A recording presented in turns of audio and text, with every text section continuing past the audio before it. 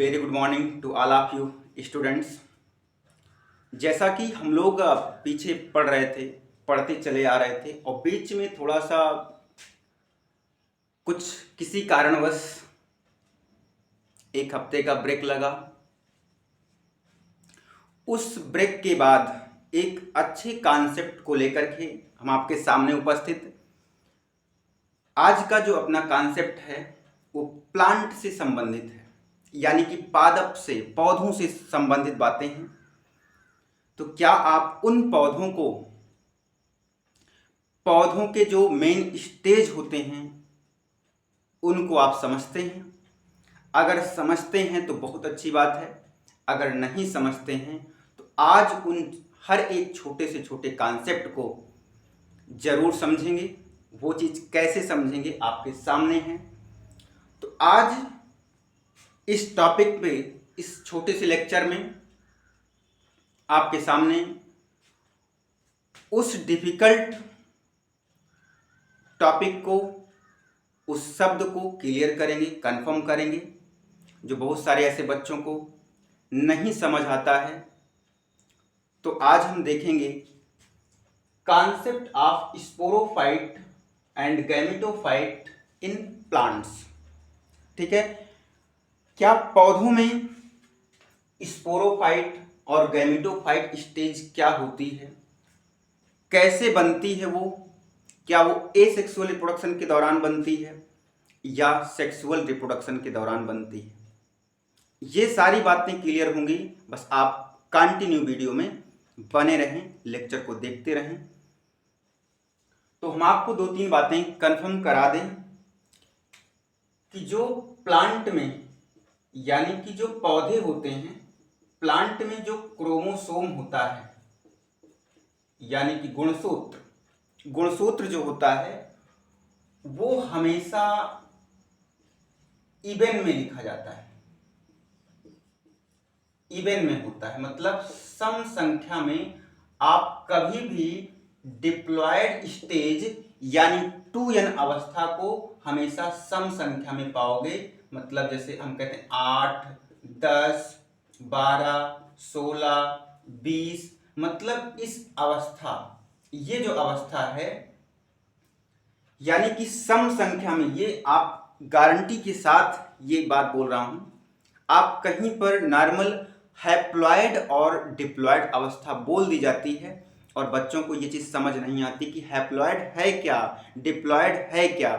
तो आप आज अपने कॉन्सेप्ट को क्लियर कर लें। डिप्लॉयड का मतलब ये होता है अगर आपका क्रोमोसोम सम संख्या में है, यानी कि जितने भी प्लांट में आप रेयर केस या कहीं वैसे आज तक जितने भी होंगे सब में सम संख्या में, यानी 2, 4, 6, 8, 10 इस रूप में अगर क्रोमोसोम मिलेंगे तो आप उस अवस्था को 2n अवस्था बोलेंगे। ठीक है, 2n अवस्था का कॉन्सेप्ट कंफर्म, यानी 2n को क्या बोलेंगे हम लोग? स्पोरोफाइट, बीजाणु उद्भिद अवस्था। दूसरा कॉन्सेप्ट इसी का, यानी कि प्लांट के क्रोमोसोम में, प्लांट का क्रोमोसोम अगर हम कहते हैं कि वो ऑड है यानी कि विषम। अब वो विषम का क्या मतलब हो गया? विषम जैसे हम कहते हैं कि 2n यदि 14 है, 14 है, तो n बराबर कितना हो जाएगा? 7 हो जाएगा। अब 7 क्या है आपका? ऑड, विषम संख्या। ऐसे ही आप 18 ले लीजिए, 18 का हाफ कितना होगा? 9। तो ये जितने ऑड में क्रोमोसोम आते हैं उस अवस्था को हम गैमेटोफाइट अवस्था कहते हैं, युग्मकोद्भिद अवस्था कहते हैं। आपको सारी बातें समझ आ रही है?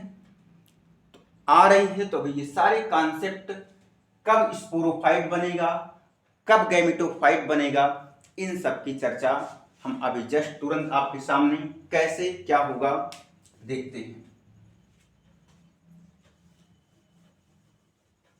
देखिए बात बिल्कुल, अगर हम प्लांट किंगडम की बात करें, पादप जगत की बात करते हैं, तो पादप जगत में 5 प्रभाग हैं। यानी कि उसको डिवीजन बोलें या फाइलम बोलें तब भी चलेगा, कोई दिक्कत वाली बात नहीं है। जैसे कि अगर हम ये बात करें एल्गी किंगडम प्लांटी में सबसे पहले एल्गी आता है, देन ब्रायोफाइटा, टेडोफाइट, जिम्नोस्पर्म और एट लास्ट एंजियोस्पर्म। तो इन पांचों फाइलम में एल्गी और ब्रायोफाइटा आपका हैप्लॉइड होता है, अगुणित होता है, यानी कि गैमेटोफिटिक होता है, ठीक है। जबकि टेडोफाइटा, जिम्नोस्पर्म और एंजियोस्पर्म स्पोरोफिटिक होता है, डिप्लॉयड होता है, द्विगुणित होता है, 2n होता है। तो वो चीज कैसे बनता है उसके बारे में आज हम आपके सामने, चलिए सपोज करते हैं हम एल्गी को ब्रायोफाइट, मेन टॉपिक हमें समझनी है स्पोरोफाइट और गैमेटोफाइट का फॉर्मेशन। तो सपोज करिए आपके पास एक गैमेटोफाइट प्लांट है और दूसरा गैमेटोफाइट प्लांट ये है, ठीक है। इधर एक गैमेटोफाइट प्लांट इधर, क्योंकि गैमेटोफाइट और स्पोरोफाइट अवस्था कब आती है ये बात आपको ध्यान रखना है, सेक्सुअल रिप्रोडक्शन में। सेक्सुअल रिप्रोडक्शन में यानी कि लैंगिक जनन में ऐसा होता है।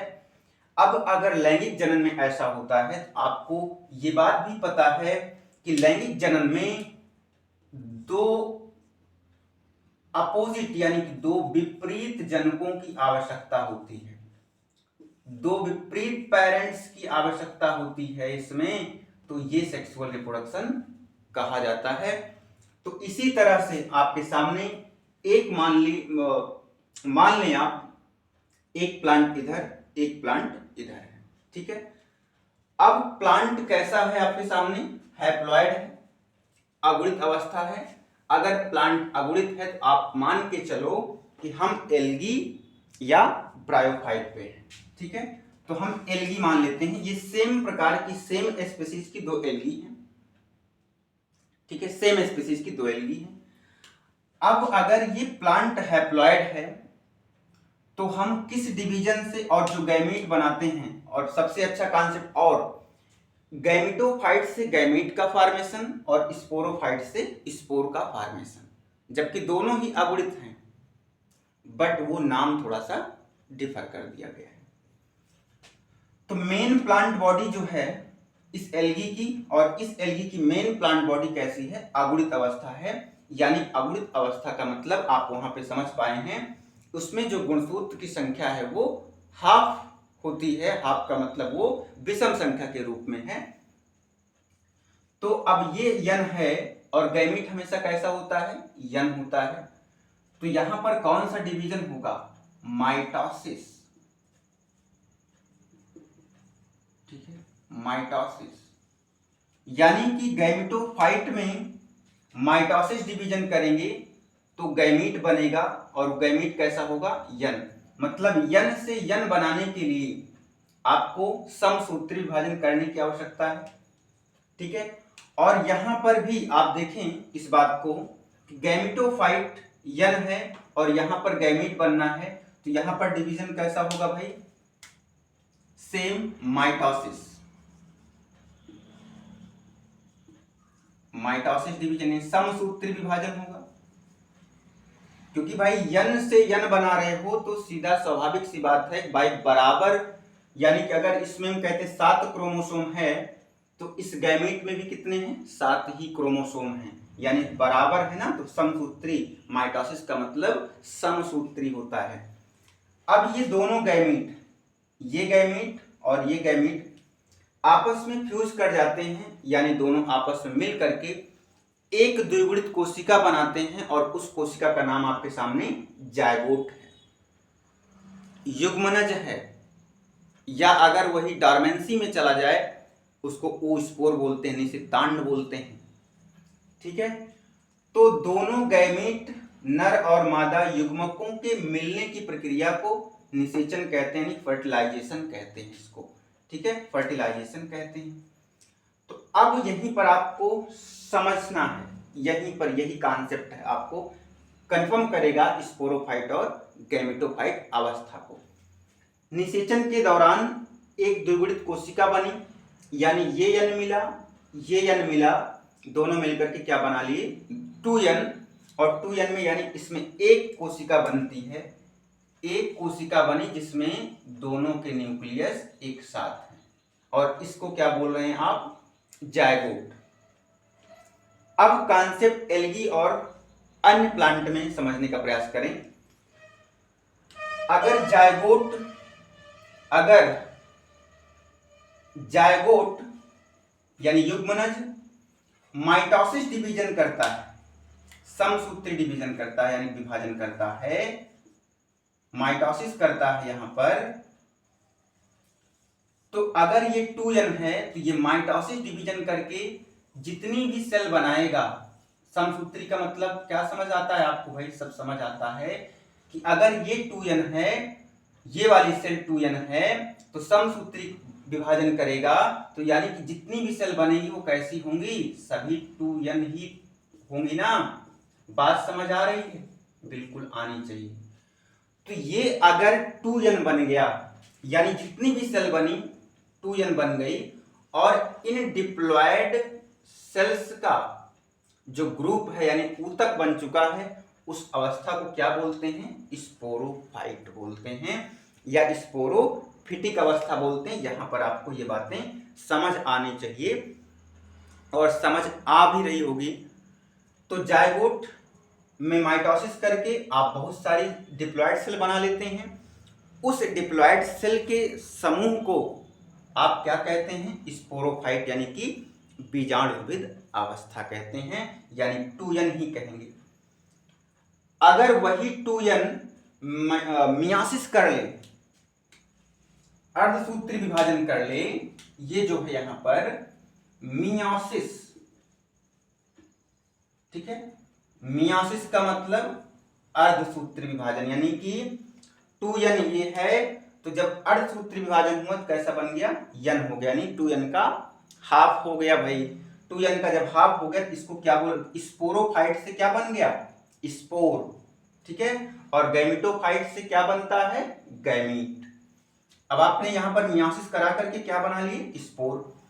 अब ये स्पोर कैसा है, n है, और ये n जो स्पोर है, ये स्पोर फिर से क्या कर ले, माइटोसिस कर ले, माइटोसिस कर ले, यानी इस तरह से हम कहते हैं स्पोर बन गया, इस तरह से एक स्पोर बन गया, बीजाणु बन गया भाई।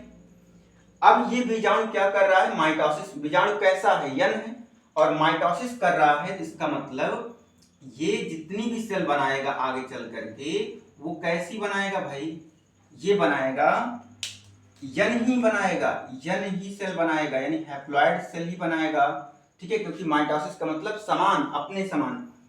तो इन कोशिकाओं का जो समूह है, बहुत सारी कोशिका, अगुणित कोशिका मिल करके अपने ऊतक बना लेती हैं, क्योंकि कोशिकाओं का समूह क्या कहलाता है, टिश्यू कहलाता है। इस स्टेज को क्या बोलेंगे, गैमेटोफाइट बोलेंगे, और गैमेटोफाइट हमेशा क्या बनाता है, गैमीट फॉर्मेशन करता है, और स्पोरोफाइट हमेशा क्या बनाएगा, स्पोर का फॉर्मेशन करता है। तो गैमेटोफाइट कैसे, यानी कि यहां पर ये सभी सेल कैसी है भाई, n ही हैं। बात बिल्कुल समझ आ रही होगी। अब देखिए, ये जायगोट अगर डायरेक्ट माइटोसिस ना करके मियासिस कर ले, यहां पर देखिए आप, मियासिस कर ले, तब वो क्या बनाएगा, स्पोर बनाएगा, क्योंकि भाई जायगोट कैसा होता है 2n, और मियासिस किया तो क्या बन गया n। तो ये अवस्था किसमें मिलेगी, ये अवस्था जो है एल्गी में पाई जाती है, ये शैवाल में यही होता है, क्योंकि उसमें जो स्पोरोफिटिक स्टेज है वो इसी जायगोट को ही स्पोरोफाइट कहते हैं। एल्गी में हम इसी जायगोट को ही स्पोरोफाइट कहते हैं, अर्थात इसमें जायगोटिक मियासिस के दौरान स्पोर फॉर्मेशन होता है। बात बच रही है, क्योंकि जायगोट में मियासिस हो रहा है, इस वजह से इसको बोल रहे हैं जायगोटिक मियासिस। जायगोट में अर्धसूत्री विभाजन, तब जाकर के स्पोर का फॉर्मेशन हुआ। और बाकी ब्रायोफाइटा, टेरिडोफाइटा, जिम्नोस्पर्म, एंजियोस्पर्म, सब में स्पोरोफाइट अवस्था जो है वो माइटोसिस डिवीजन, जायगोट में माइटोसिस डिवीजन के बाद स्पोरोफाइट बनता है, जबकि एल्गी में डायरेक्ट जायगोट से ही मियासिस हो जाता है। इसी जायगोट को ही स्पोरोफाइट कहते हैं। उसमें किसमें? एल्गी में। आपको ये कॉन्सेप्ट बिल्कुल कंफर्म क्लियर